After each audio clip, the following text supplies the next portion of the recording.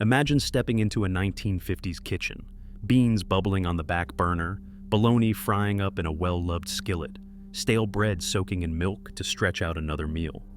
These weren't just recipes, they were the daily reality for families facing tighter budgets, ration stamps, and grocery bills that left little room for meat or fresh produce. In 15 Forgotten Poverty Meals from the 1950s, that have faded into history, we're revisiting dishes that turned leftovers and thrift into survival and comfort, revealing flavors that once soothed hungry kids and proud homemakers alike. But some of these meals might make you pause. Would you recognize what's on your plate, or even dare to taste it? Let's go back, dish by dish. Warmth and comfort in 1950s kitchens often started with the simplest ingredients: bread, cornmeal, potatoes, and beans. These were the foundation of meals that filled bellies and soothed nerves, especially when paychecks ran thin. Picture a mother at the stove, slicing stale bread into thick pieces, toasting them just enough, then pouring warm milk over the top. A bit of sugar or a sprinkle of cinnamon, if you had it, turned milk toast into a gentle start to the day or a soft landing after a hard one. In the South, cornbread was more than a side. It was a daily ritual. Families baked big pans using white cornmeal, buttermilk, and a handful of lard, then let the leftovers soak in cold milk for breakfast or a late-night snack. That tang from the buttermilk mixed with the sweetness of corn created a flavor that stuck with you, even when the meal was little more than crumbs and a splash of milk. On hot afternoons, you might find a father on the porch, balancing a bowl of cornbread and milk, grateful for its cool comfort. Potatoes, always the cheapest thing at the market, became pancakes in the hands of Eastern European grandmothers. Grated, squeezed, and fried in whatever fat was left from the week, they crisped up on the outside and stayed tender inside. Served with a dollop of applesauce or just plain, these potato pancakes made a few spuds stretch across a family table. In neighborhoods where every penny counted, nothing went to waste. Peels went into soup, and yesterday's mash might become tomorrow's dumplings. Beans and rice brought a different kind of thrift, especially in households where meat was a rare treat. Slow-cooked beans, seasoned with onion or a pinch of salt pork if you were lucky, met fluffy rice to make a complete meal. The aroma of beans simmering promised nourishment and a sense of security, even when the pantry looked bare. These dishes weren't just about filling up. They were about making do, turning scraps and staples into something that felt like home. Would a bowl of milk toast or a plate of potato pancakes still bring comfort today? Or have these flavors faded too far from memory? By the time families could spare a bit for meat, thrift and creativity took the lead. Casseroles were the real magicians of the 1950s kitchen, stretching a handful of protein into something that looked and felt abundant. Baked spaghetti was a favorite in the Midwest, born from leftover pasta and whatever sauce or cheese could be scraped together. Mothers would layer yesterday's noodles with a spoonful of tomato sauce, sprinkle on a bit of commodity cheese, and slide the dish back into the oven until everything bubbled and crisped. The scent of melting cheese and herbs filled the kitchen, promising a meal that felt almost like a celebration, especially when served at church suppers or after a long Sunday shift. Then there was fried bologna, the working man's steak. Thick slices from those red-rimmed tubes hit the skillet with a sizzle, curling up at the edges unless you knew the old trick, cutting little notches around the rim so the meat would lie flat and brown evenly. A single slice, fried until the edges crisped and the center puffed, could turn plain white bread into a feast. Some families added a dab of mustard or a slice of tomato if the garden was kind, but most just enjoyed the salty, smoky flavor as it was. For kids, the crispy triangles snipped from the bologna were the best part, a secret bonus for anyone hanging close to the stove. Veteran dads brought home a taste for SOS, cream-chipped beef on toast, from their time in the service. Dried beef, rehydrated in a thick, peppery white sauce, was ladled over toast or biscuits. It was filling, salty, and stuck to your ribs, making it a regular on breakfast tables in homes where the military paycheck had left its mark. Some joked about the name, but nobody turned it down when money was tight and the cupboards were bare.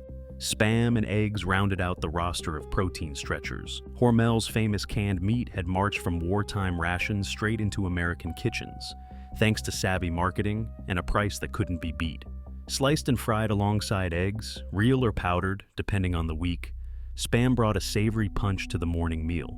Church ladies swapped recipes for Spam casseroles, mixing it with noodles, peas, and a can of condensed soup to feed a crowd at the next potluck. Whether it was served on a Formica counter or wrapped in wax paper for a factory lunch, these meals turned scraps and surplus into something warm, filling, and, just sometimes, a little bit special. Would you still reach for fried bologna or a scoop of baked spaghetti if times got tough? In those kitchens, a little meat went a long way, and every bite was a small victory. Salmon croquettes brought a touch of elegance to the 1950s table, even when the budget was tight.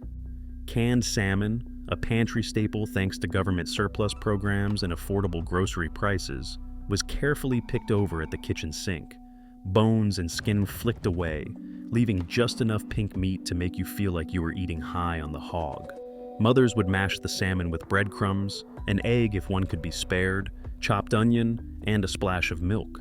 The mixture was shaped into neat patties, then dusted with more crumbs before hitting a hot skillet slicked with whatever fat was left from breakfast. The sizzle promised a golden crust and a tender, savory middle.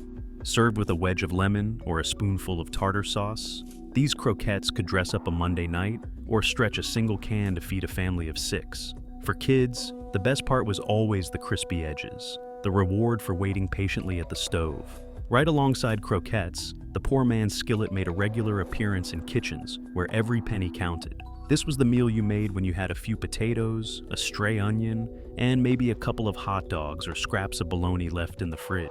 Sliced thin and fried together in one heavy pan, the potatoes soaked up flavor from the meat and onions, browning at the edges and turning soft in the middle. Sometimes a handful of day-old bread cubes or a sprinkle of leftover cheese would join the mix, making the meal feel heartier. The skillet was practical. One pan, easy cleanup, and enough to fill every bowl on the table. In neighborhoods where meat was a luxury, this dish was a lifesaver, stretching protein so no one went hungry. These meals weren't just about scraping by. They were about making the most of what you had and turning a few humble ingredients into something that tasted like comfort. When the last croquette was gone and the skillet scraped clean, families still found a way to gather around the table, grateful for a hot meal and the creativity that kept everyone fed. Sometimes, if spring had been kind, someone might bring in a handful of wild greens from the yard, adding a splash of color and a hint of freshness to the plate. A reminder that even the backyard could offer a little extra when times were lean. Spring in a cash-strapped household meant one thing: time to hunt for wild greens. Before the garden had woken up, and before grocery stores carried lettuce year-round, families sent kids out with brown paper bags to gather dandelion leaves from yards and empty lots. The youngest leaves, picked before the yellow flowers appeared, were the prize, tender, bright, and packed with more vitamins than most store-bought vegetables. Some folks called it a spring tonic, others just called it dinner. Back in the kitchen, the greens were washed 3 times, then tossed with hot bacon grease, a splash of vinegar, and, if the week had been good, a sliced hard-boiled egg on top. The first bite was always sharp, earthy, a little bitter, a taste that signaled the end of winter and the start of something fresh. When the pantry was nearly bare, even bread became something new. Ketchup sandwiches, just white bread spread with a slick of tangy ketchup, filled lunchboxes for kids whose parents couldn't spare money for meat or cheese. Some children would sneak a dusting of sugar on top, hoping to turn the tartness into a treat. It was the kind of meal nobody bragged about, but just about everyone remembered. The same went for government cheese, that pale orange block handed out at the courthouse every month. It melted into a gooey dream on toast or noodles, stretching into casseroles that could feed a crowd.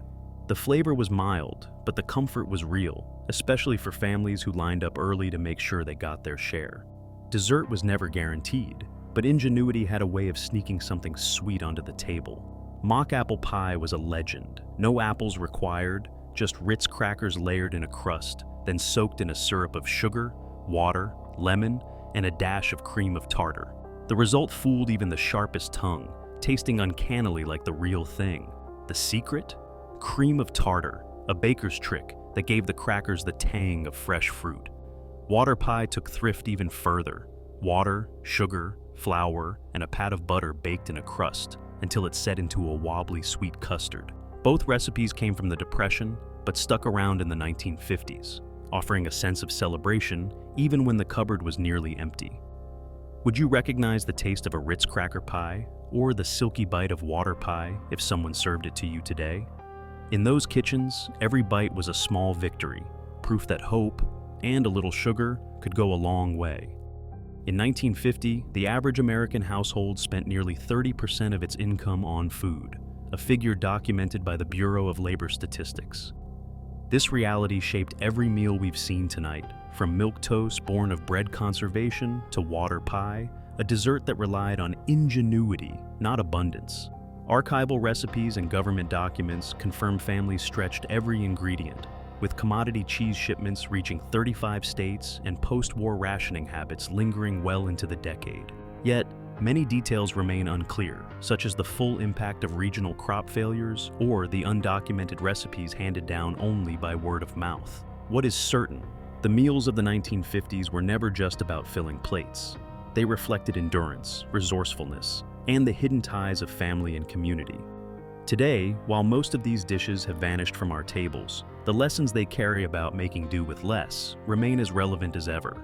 If you recognize any dishes or stories, share them below to help preserve this piece of food history.